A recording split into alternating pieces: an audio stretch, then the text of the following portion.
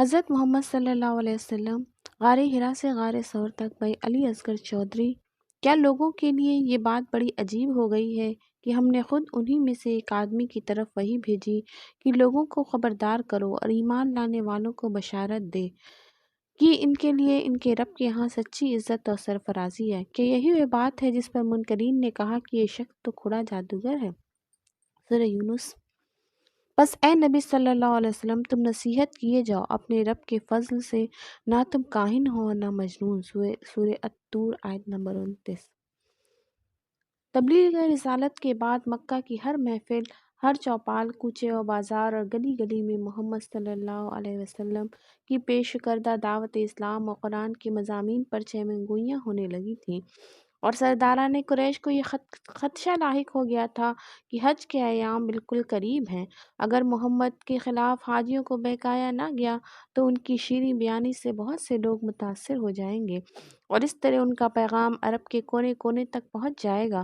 چنانچہ اس کا سدباب کرنے کے لیے ولید بن مغیرہ کے ہاں سرداران قریش کا ایک ہنگامی اجلاس ہوا، اور ولید نے کہا: اے گروہ قریش، یہ موسم آ پہنچا ہے، عرب کے وفود اس زمانے میں تمہارے ہاں آئیں گے، اور صورتحال یہ ہے کہ وہ سب تمہارے اس آدمی کا قصہ سن چکے ہیں، اس لیے وہ ایک ذوق تجسس اور تحقیق لے کر آئیں گے۔ سو اب تم اس معاملے میں کوئی ایک بات طے کر لو، پھر باہم اختلاف نہ کرو کہ ایک دوسرے کو جھٹلاتے پھرے اور دوسرا پہلے کی بات کاٹتا رہے۔ حاضرین نے ولید کی یہ بات بڑے غور سے سنی اور باتفاق رائے کہا کہ ولید خود ہی کوئی رائے متعین کرے، لیکن ولید بڑا گھاگتا بولا: میں یہ چاہتا ہوں کہ تم خود ہی کوئی بات کہو، پھر میں اپنی رائے پیش کروں گا۔ چنانچہ ایک آدمی کھڑا ہوا اور کہنے لگا: میرے خیال میں محمد کے متعلق یہ تاثر دیا جائے کہ وہ کاہن ہیں۔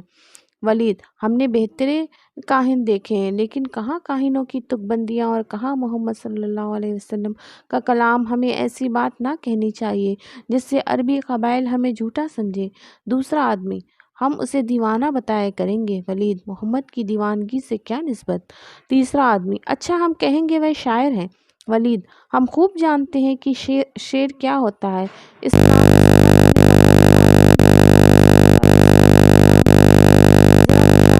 نہیں ہے۔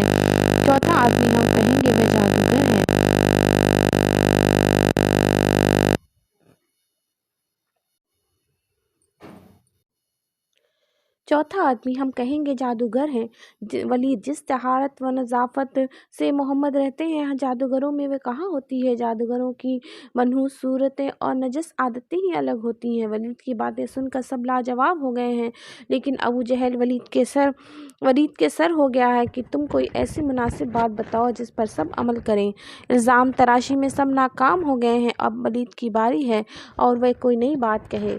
اس نے نیم آنکھوں سے مجلس کی طرف دیکھا اور بڑے غور و فکر کے بعد بولا: سچ تو یہ ہے کہ محمد صلی اللہ علیہ وسلم کے کلام میں عجیب شیرینی ہے، اس کی جڑیں بڑی گہری ہیں اور اس کی ڈالیاں بڑی ثمردار ہیں۔ یہ سن کر ابو جہل بھڑک اٹھا اور بولا: اے ابو عبد شمس، تمہاری قوم تم سے ہرگز راضی نہ ہوگی جب تک تم محمد کے متعلق کوئی فیصلہ کن بات نہ کہو گے۔ ولید تھوڑی دیر تک سوچنے کے بعد: قریب ترین بات جو کہی جا سکتی ہے وہ یہ کہ تم عرب کے لوگوں سے کہو کہ محمد جادوگر ہے، اور اس کا کلام ایسا ہے کہ باپ بیٹے، بھائی بھائی اور میاں بیوی میں جدائی ڈال دیتا ہے۔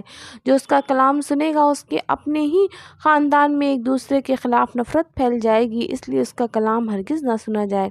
ابو جہل: تم نے بالکل سچ کہا۔ ولید: بس اب یہ طے کر لو کہ محمد کو جادوگر ہی کہنا ہے۔ لوگ چلے گئے، مطمئن ہو کر چلے گئے، لیکن ولید کے شعور میں کھلبلی سی مچ گئی ہے۔ محمد تو جادوگر نہیں ہے، لیکن کیا کروں، مجھے مجبور کیا گیا ہے کہ کچھ نہ کچھ تو ضرور کہوں۔ اس پر گہری سوچ مسلط ہو گئی، لیکن رفتہ رفتہ دنیا کی محبت اور سرداری و سرورانی کی خواہش اس کے شعور پر غالب آ گئی۔ اس نے کندھے جھٹکے اور اٹھ کر گھر کے اندر چلا گیا۔ اس کے متعلق قرآن مجید میں سورہ مدثر کی آیت 11 سے 25 تک نازل ہوئی ہے: چھوڑ دو مجھے اور اس شخص کو جسے میں نے اکیلا پیدا کیا، بہت سا مال اس کو دیا اس کے ساتھ حاضر رہنے والے بیٹے دیے اور اس کے لیے ریاست کی راہ ہموار کی، پھر وہ طمع رکھتا ہے کہ میں اسے اور زیادہ دوں۔ ہرگز نہیں، وہ ہماری آیات سے عناد رکھتا ہے، میں تو اسے عنقریب ایک کٹھن چڑھائی چڑھاؤں گا۔ اس نے سوچا اور کچھ بات بنانے کی کوشش کی، ہاں خدا کی مار اس پر کیسی بات بنانے کی کوشش کی۔ پھر لوگوں کی طرف دیکھا، پھر پیشانی سکیڑی اور منہ بنایا، پھر پلٹا اور تکبر میں پڑ گیا۔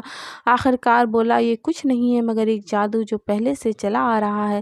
یہ تو ایک انسانی کلام ہے۔ منصوبے کے مطابق قریش کے وفود حاجیوں میں پھیل گیا اور انہوں نے زائرین کو خبردار کرنا شروع کر دیا کہ ہمارے اندر ایک شخص محمد اٹھ کھڑا ہوا ہے جو بڑا جادوگر ہے، اس کا کلام خاندانوں میں تفرقہ ڈال دیتا ہے، اس سے ہوشیار رہنا۔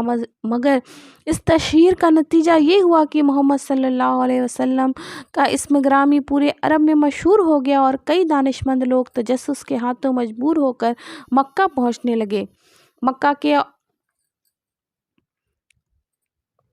کے اوباشوں کا ایک طائفہ کوہ صفا پر قمار بازی میں مگن ہے، مے خوری کے لیے ساغر و مینا کا بندوبست بھی ہے۔ کچھ نشے میں ہنکار رہے ہیں، کچھ جیت رہے ہیں، کچھ ہار رہے ہیں۔ ہاؤ ہو اور ناؤ نوش کے رسیا اس جگہ روزانہ جمع ہوتے ہیں اور طرح طرح کے مشاغل سے دل بہلاتے ہیں۔ آج بھی یہ مجلس اپنے شباب پر ہے۔ اتنے میں کسی نے محمد صلی اللہ علیہ وسلم کو دور سے جاتے ہوئے دیکھ لیا اور زور سے پکارا، وہ دیکھو جادوگر جا رہا ہے۔ سب کی نظریں ادھر اڑ جاتی ہیں، پھر کہکہوں اور سیٹیوں اور تالیوں کا ایک طوفان امڑ پڑتا ہے جس میں ابلیس بھی ان کا سرخیل اور ہمنوا ہے۔ وہ مہور رقص ہے اور یہ لوگ تالیاں بجا بجا کر بڑے سرتال سے گالیاں دے رہے ہیں، محبوب خدا کو ستانے کے لیے ٹھٹے مارے جا رہے ہیں، پھپتیاں کسی جا رہی ہیں اور دل کی آزاری کے لیے بدزبانی میں ایک دوسرے سے بڑھ جانے کے لیے عقل و فکر کے دہانے کھل گئے ہیں۔ مگر محمد صلی اللہ علیہ وسلم اللہ کے رسول ہیں۔ اللہ خود بھی حلیم ہے اور بردباری کو پسند کرتا ہے۔ اللہ کے رسول صلی اللہ علیہ وسلم بھی حلیم ہیں۔ انہوں نے جاہلوں کی زیادتیوں کو نہایت بردباری سے برداشت کیا اور انہی لوگوں کی اصلاح کے لیے تو بھیجے گئے ہیں۔ انہیں قدم قدم پر ایسے ہی لوگ ان سے واسطہ پڑتا ہے، لیکن کیا وہ ان سے گھبرا کر اپنا راستہ بدل دیں گے، کار نبوت سے دستبردار ہو جائیں گے؟ انہوں نے ہمیشہ ان کے لیے بھلائی کی دعا کی ہے، ان کی راہ راست پر آ جانے کی آرزو نے انہیں بے چین رکھا ہے۔ ان لوگوں کی بہت کے لیے انہوں نے گالیاں کھائی ہیں، سینہ چھیدنے والے طنز اور استہزاء برداشت کیا ہے۔ وہ ان سے کوئی معاوضہ نہیں مانگتے، وہ انہیں دوزخ کا ایندھن بننے سے بچانے کی فکر میں ہیں۔ محمد صلی اللہ علیہ وسلم ان کے پاس سے نہایت وقار سے گزر جاتے ہیں۔ اوباشوں کا ایک لیڈر کہتا ہے، اس طرح کام بنتا نظر نہیں آتا، پھر کیا کیا جائے؟ دوسرا پوچھتا ہے، پہلا، اب ہمیں محلے دار نوجوانوں کی ایسی انجمنیں بنانی چاہیے جن کا کام صرف یہ ہو کہ جب محمد وہاں سے گزریں تو ان پر پھپتیاں کسی جائیں، طعن و تشنیع کے تیر چھوڑے جائیں، گندے اور ذلیل الفاظ استعمال کیے جائیں۔ اتنے میں عاص بن وائل وہاں سے گزرتا ہے اور جب اسے ان کی اس تجویز کا علم ہوتا ہے تو کہتا ہے، میں تمہارے لیے سرپرستوں کا بندوبست کرتا ہوں تاکہ بنی عبد مناف تمہارا مقابلہ نہ کر سکیں۔ اوباشوں کا طائفہ خوش ہو جاتا ہے اور دوسرے دن عاص بن وائل سرپرستوں کی فہرست پیش کر دیتا ہے جس میں مندرجہ ذیل لوگ شامل ہیں: بنو اسد میں سے اسود بن عبد المطلب، ہنوز زہرہ بن کلاب میں سے اسود بن یغوث، بنو مخزوم میں سے ولید بن مغیرہ، بنو سہم میں سے عاص بن وائل، بنو خزاعہ سے حارث بن طلحہ۔ اور اوباشوں کا ایک لیڈر کہتا ہے، محمد کا خدا ایک ہے، ہمارے رب تعداد میں بہت زیادہ ہیں، اس کا خدا دکھائی نہیں دیتا، کبھی ہم نے تو اس کے ساتھ اسے چلتے پھرتے ہوئے نہیں دیکھا، مگر ہمارے دیوی دیوتا تو اپنے آستھانوں میں سدا موجود رہتے ہیں، آؤ مل جل کر اس کے ایک خدا کو اور اسے خود بھی اتنا تنگ کریں کہ اسے ہمارے خداؤں کے خلاف مہم چلانے کی ہمت ہی نہ پڑے۔ گویا اسلام کے اس ٹھنڈے اور شفاف چشمے کے چاروں طرف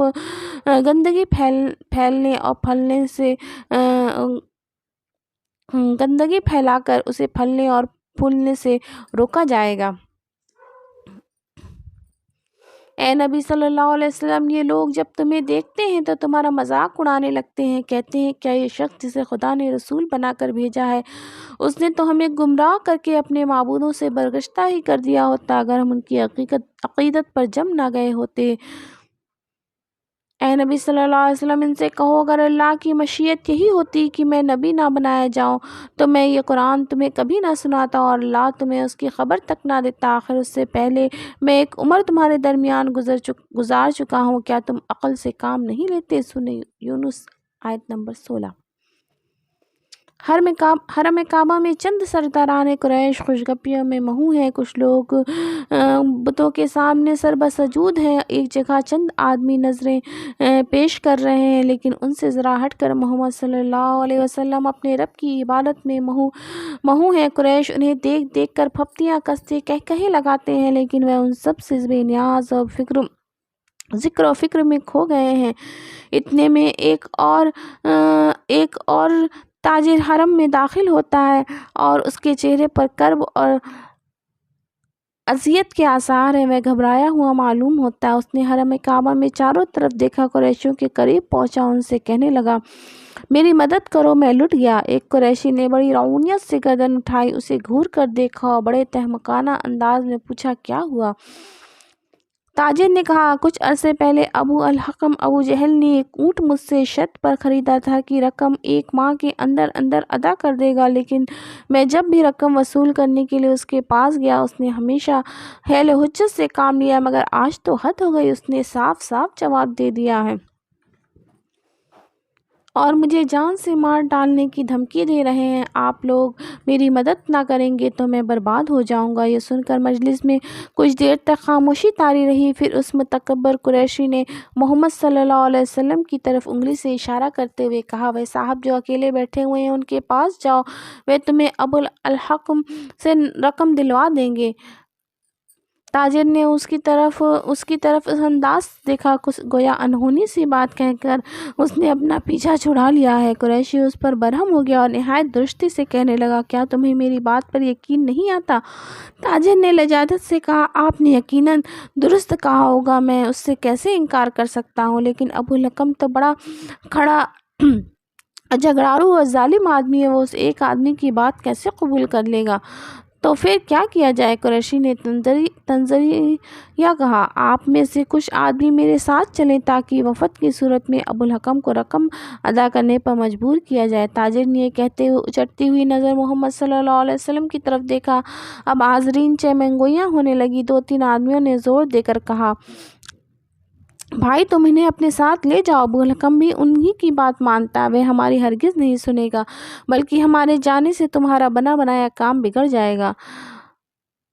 وہ آدمی محمد صلی اللہ علیہ وسلم کی طرف چل دیتا ہے، مجلس میں قہقہوں کا طوفان امڑ آتا ہے اور اس اچھوتی ترکیب پر سب لوگ اس متکبر قریشی کو خوب جی بھر کر داد دیتے ہیں۔ ایک آدمی کہتا ہے واللہ آج خوب لطف آئے گا، لات اور عزیٰ کی قسم اس تجویز کا جواب نہیں۔ دوسرا آدمی قہقہہ لگاتے ہوئے اب دیکھیں گے یہ صاحب کیا کرتے ہیں، اگر انہوں نے اس کا ساتھ دیا تو ابو الحکم کے ہاتھوں ان کی خوب درگت بنے گی، اور اگر انہوں نے ساتھ دینے سے انکار کر دیا تو ان کی وہ تمام دعوے ریت کی دیوار کی طرح بیٹھ جائیں گے جو یہ غریبوں اور مظلوموں کی ہمدردی میں کیا کرتے ہیں۔ اتنے میں ایک آدمی سب کو چپ رہنے کی تلقین کرتے ہوئے کہتا ہے میری ایک بات سنو، کیا سب ایک وقت پکار اٹھتے ہیں؟ اگر محمد اس کے ساتھ چل پڑیں تو ان کے تعاقب میں ہمارا بھی ایک آدمی جائے جو واپسی پر آنکھوں دیکھا حال بتائے۔ خوب تم نے بالکل ٹھیک کہا، بہت سی آوازیں بلند ہوئیں، ہم اس کام کے لیے تیار ہیں۔ اتنے میں وہ تاجر محمد صلی اللہ علیہ وسلم کے پاس جا پہنچا اور کفاران قریش یہ دیکھ کر دنگ رہ گئے کہ محمد صلی اللہ علیہ وسلم اس کے ساتھ چل دیے ہیں۔ قریشیوں کی کینچی کی طرح جلتی ہوئی زبانیں چند ثانیوں کے لیے گنگ ہو گئیں اور انہوں نے ایک دوسرے کی طرف اس طرح دیکھا گویا سب نشے کے عالم میں ہیں۔ پھر ایک آدمی نے سکوت توڑا اور دوسرے کی طرف اشارہ کرتے ہوئے کہا تم ابھی روانہ ہو جاؤ۔ وہ آدمی محمد صلی اللہ علیہ وسلم اور تاجر کے تعاقب میں دبے پاؤں چل دیا اور باقی آدمی متوقع واقعات کی تفصیل پر گفتگو کرنے لگے۔ محمد صلی اللہ علیہ وسلم یہاں سے سیدھے ابو جہل کے دروازے پر پہنچے اور کنڈی کھٹکھٹائی۔ اس نے اندر سے پوچھا، کون؟ آپ نے فرمایا، محمد۔ وہ حیران ہو کر باہر نکلا۔ آپ نے اس سے کہا، اس شخص کا حق ادا کر دو۔ ابو جہل کو چوں چرا کی ہمت نہ ہوئی۔ وہ سیدھے اندر گیا اور اس کے اونٹ کی قیمت لا کر اس کے ہاتھ میں دے دی اور وہ تاجر محمد صلی اللہ علیہ وسلم کو دعائیں دیتا ہوا چلا گیا۔ قریشی جاسوس تھوڑی دیر کے بعد واپس حرم میں داخل ہوا تو اس کے قدم لڑکھڑا رہے تھے اور چہرے پر مردنی سی چھائی ہوئی تھی۔ اس نے مجلس میں بیٹھتے ہوئے کہا، واللہ آج وہ عجیب و غریب معاملہ دیکھا جو کبھی نہ دیکھا تھا۔ ابوالحکم جب اپنے گھر سے باہر آیا تو محمد کو دیکھتے ہی اس کا رنگ فک ہو گیا، اور جب محمد صلی اللہ علیہ وسلم نے اس سے کہا کہ اس کا حق ادا کر دو تو ایسا معلوم ہوتا تھا گویا اس کے جسم میں جان نہیں ہے۔ دوسرے دن جب قریش نے ابو جہل کو شرم دلائی اور کہا، تم نے محمد کے سامنے ایسی کمزوری کیوں دکھائی؟ شاید تم بھی اس کی پیروی کرنے والے ہو، تو اس نے کہا، بخدا میں کبھی اس کی پیروی نہ کروں گا، مگر میں نے دیکھا کہ اس کے دائیں اور بائیں کچھ نیزہ بردار کھڑے ہیں تو میں ڈرا کہ اگر میں نے اس کے حکم سے ذرا سرتاپی کی تو مجھ پر ٹوٹ پڑیں گے۔ محمد صلی اللہ علیہ وسلم حرم کعبہ میں نماز پڑھ رہے ہیں اور ان سے ذرا ہٹ کر ابو جہل ایک بڑا سا پتھر لیے بیٹھا ہے۔ اس کے چہرے پر خشونت کے آثار ہویدہ ہیں۔ وہ منہ ہی منہ کچھ بڑبڑا رہا ہے۔ اس سے چند قدم کے فاصلے پر کچھ دوسرے قریشی سردار بھی موجود ہیں اور سب کی نگاہیں ابو جہل پر مرکوز ہیں۔ دیکھیں اب کیا ہوتا ہے، یہ سوال ہر کسی کے ذہن میں کلبلا رہا ہے۔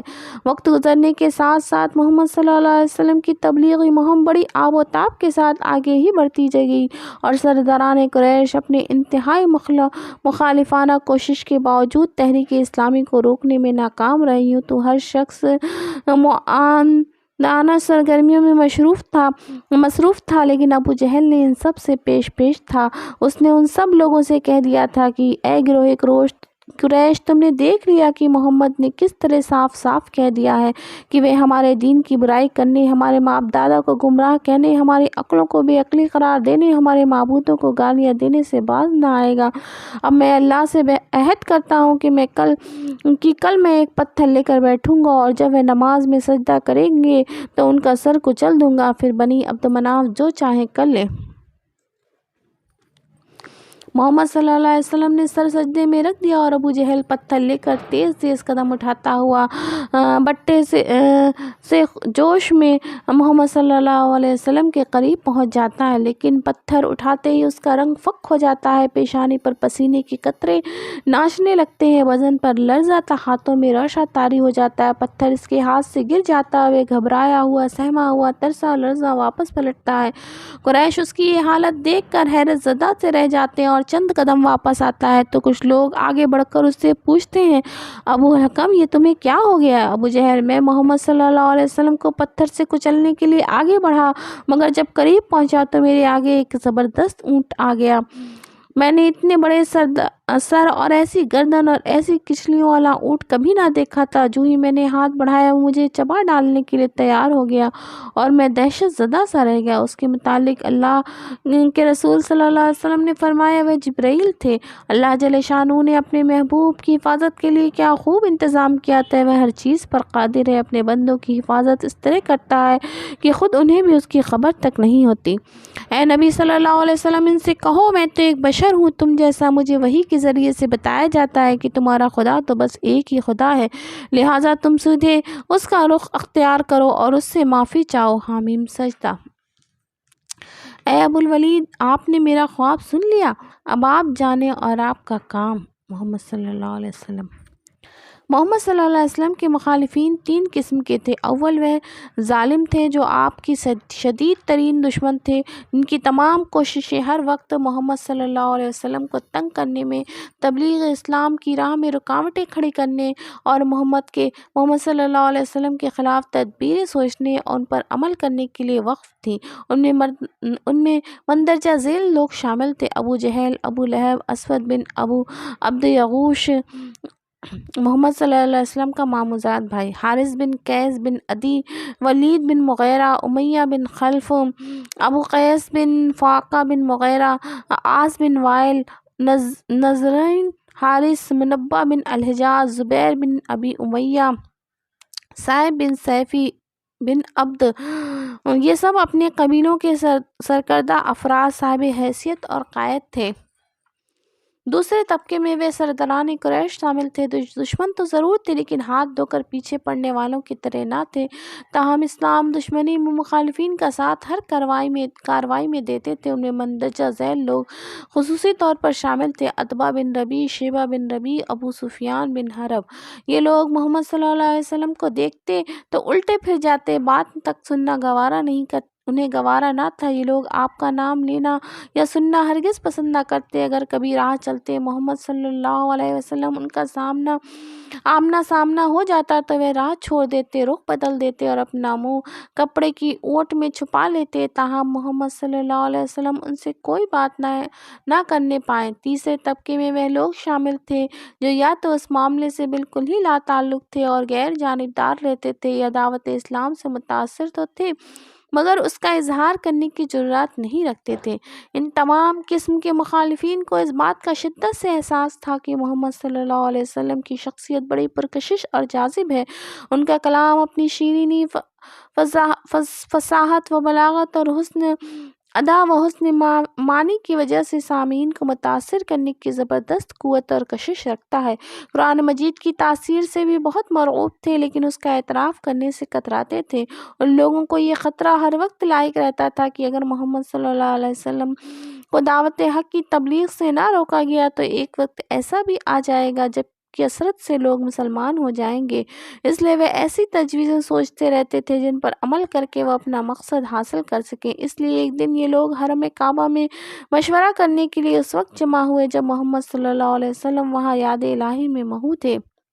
یہ لوگ تھوڑی دیر تک ادھر ادھر کی باتیں کرتے رہے، پھر ایک آدمی نے کہا، محمد نے ہمارے دین میں خرابی ڈال دی ہے اور اس کی سرگرمیاں ہر روز بڑھتی جا رہی ہیں۔ اس نے ہماری جماعت میں پھوٹ ڈال دی ہے، ہمارے معاملات میں خرابی پیدا کر دی ہے اور ہمارے دین میں طرح طرح کے عیب نکالنے شروع کر دیے ہیں۔ بہتر یہ ہے کہ اس سے ایک بال مشافہ گفتگو کر کے اس کا رد عمل معلوم کیا جائے۔ تم سچ کہتے ہیں، ہماری اس تجویز سے مکمل اتفاق ہے۔ حاضرین بے ایک زبان بول اٹھتے ہیں، اچھا تو اپنا ایک نمائندہ منتخب کرو جو محمد سے بات کرے۔ اس پر تھوڑی دیر تک خاموشی طاری رہی، پھر کسی نے بلند آواز سے کہا، محمد سے بات کرنے کے لیے اس شخص کو منتخب کیا جائے جو سحر اور کہانت اور شعر کا جاننے والا ہو، تاکہ محمد صلی اللہ علیہ وسلم کی باتوں میں نہ آ جائے بلکہ یقین سے کہہ سکے کہ اس کی باتیں شعر ہیں، کہانت ہیں یا سحر ہیں۔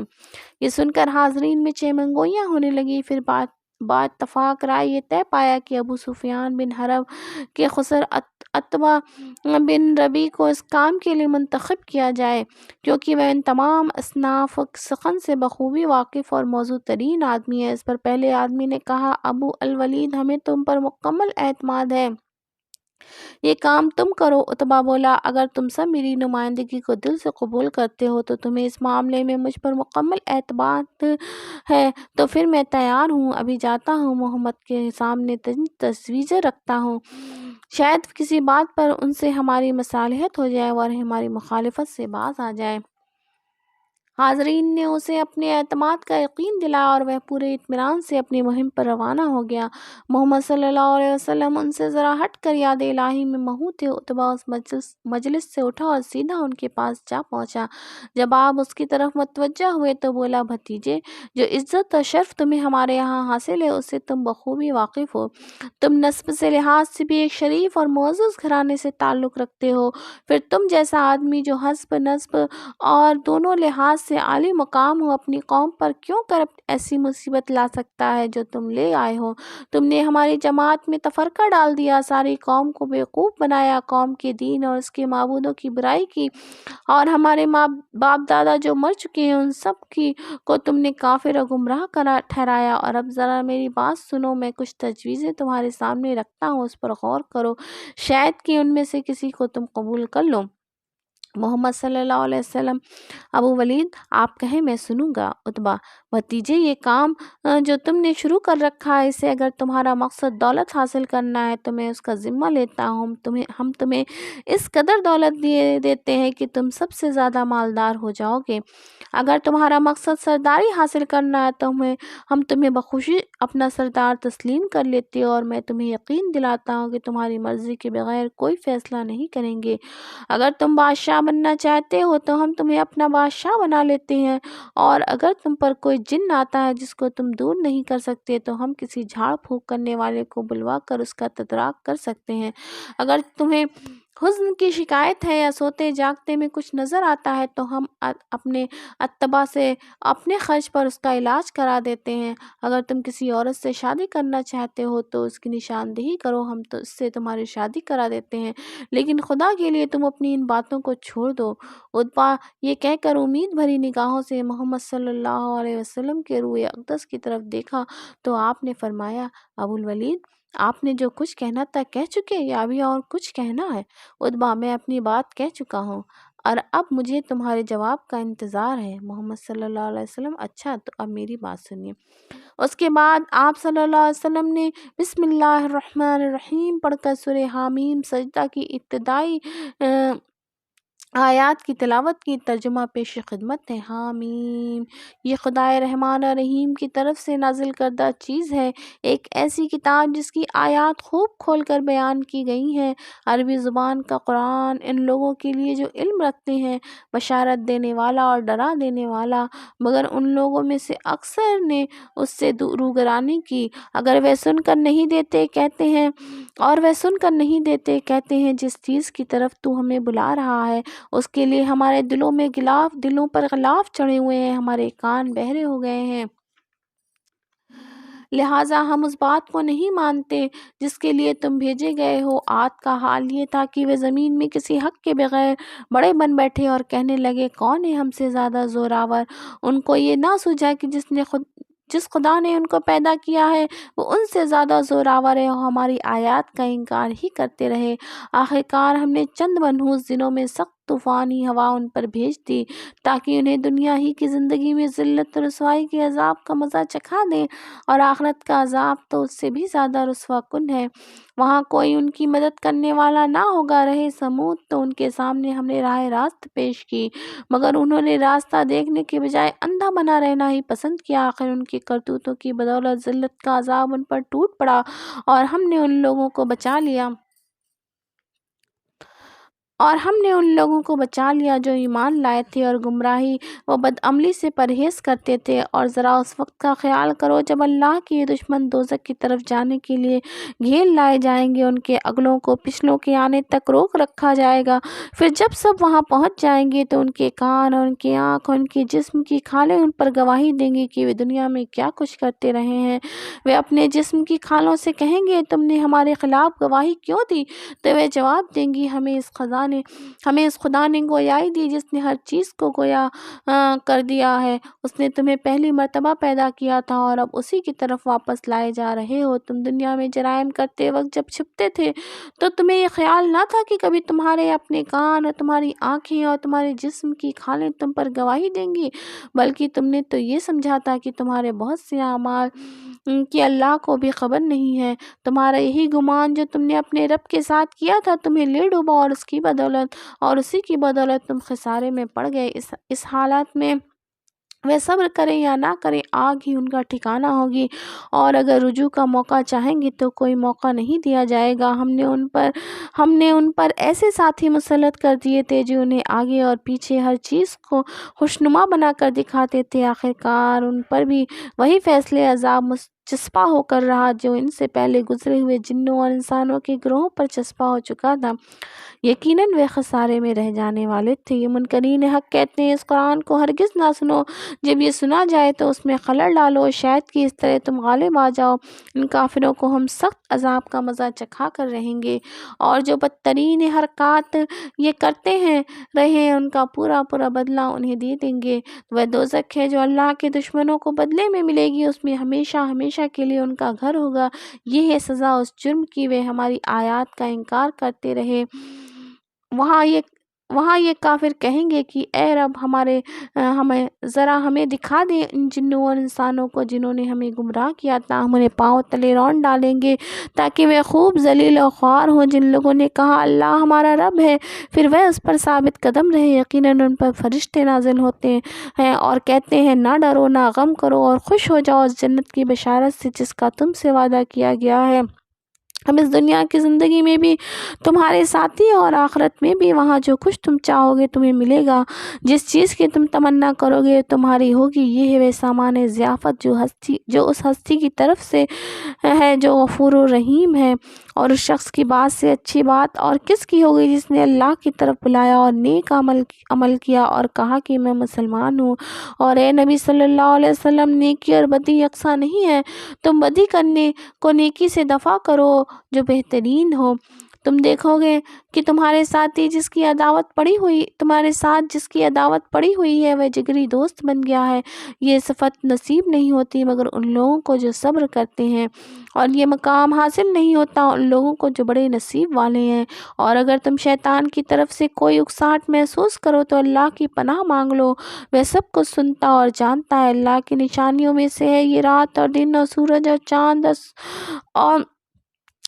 اور چاند کو سجدہ نہ کرو بلکہ اس خدا کو سجدہ کرو جس نے انہیں پیدا کیا ہے، اگر پھر لوگ کو اس کی عبادت کرنے والے ہو۔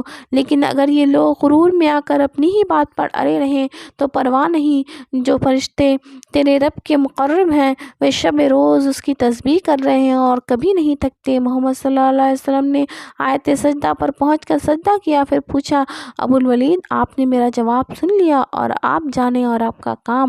عتبہ جو اب تک اپنے دونوں ہاتھ پیچھے زمین پر ٹیکے ہوئے غور سے سن رہا تھا چونک اٹھا اور کچھ کہے سنے بغیر گہری سوچ میں کھویا ہوا سرداران قریش کی مجلس میں جا پہنچا۔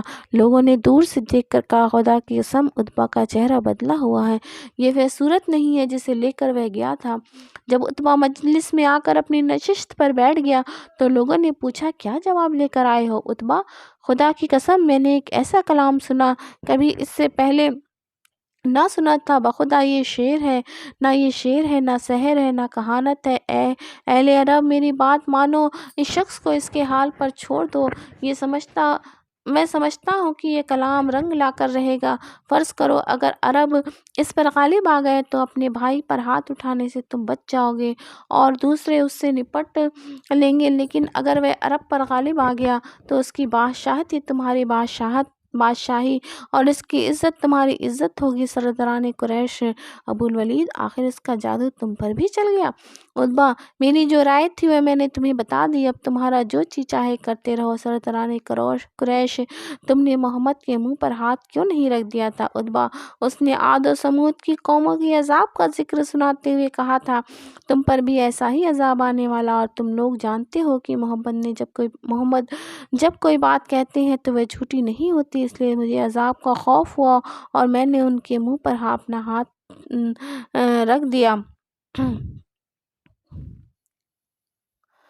ہرس و آس کے بندے اور رسم و رواج کے غلام حق کو ٹھکرا کر چلے دیے، اور کارکنان قضا و قدر نے کہا تم بد نصیب ہو جو اپنے ہی گھر میں روشن ہونے والی شمع سے اقتباس نور نہ کر سکے، تو یہاں بھی اندھے اور آخرت میں بھی اندھے رہو گے۔ اللہ جل شانہ نے قرآن پاک میں ارشاد فرمایا ہے جس کو اللہ ہدایت دے وہی ہدایت پانے والا، اور جسے وہ گمراہی میں ڈال دے تو اس کے سوا ایسے لوگوں کے لیے تو کوئی حامی و ناصر نہیں پا سکتا۔ ان لوگوں کو ہم قیامت کے روز اوندے منہ کھینچ لائیں گے، اندھے گونگے اور بہرے ان کا ٹھکانہ جہنم ہے، جب کبھی اس کی آگ دھیمی ہونے لگے گی ہم اسے اور بھڑکا دیں گے۔ یہ بدلہ ہے ان کی اس حرکت کا جو انہوں نے ہماری آیات کا انکار کیا اور کہا کیا جب ہم صرف ہڈیاں اور خاک ہو کر رہ جائیں گے تو نئے سرے سے ہم کو پیدا کر کے اٹھا کھڑا کیا جائے گا؟ کیا ان کو یہ نہ سوچا کہ جس خدا نے زمین اور آسمان کو پیدا کیا ہے وہ ان جیسوں کو بھی پیدا کرنے کی ضرور قدرت رکھتا ہے؟ اس نے ان کے حشر کے لیے ایک وقت مقرر کر رکھا ہے جس کا آنا یقینی ہے، مگر ظالموں کو اصرار ہے کہ وہ اس کا انکار ہی کریں گے۔ سورہ بنی اسرائیل آیت نمبر 97 to 99۔